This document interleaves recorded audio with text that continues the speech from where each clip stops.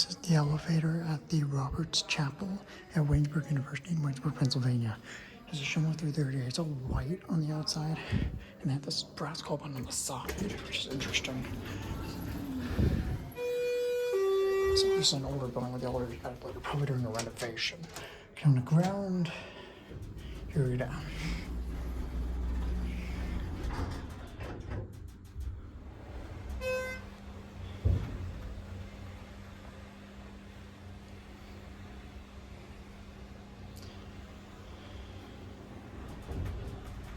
Your ground, it's kind of noisy.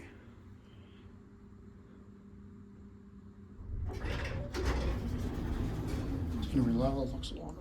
Nope. Back up to 1.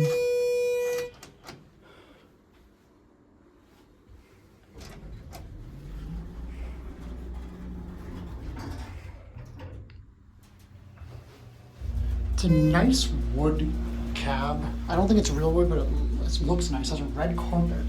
It's typical Schindler ceiling. It has brass paneling, but this part's stainless. Which doesn't look the most attractive, but because they can make that brass. I've seen those kind of panels brass before. There's the chapel. Everybody's not gonna be in.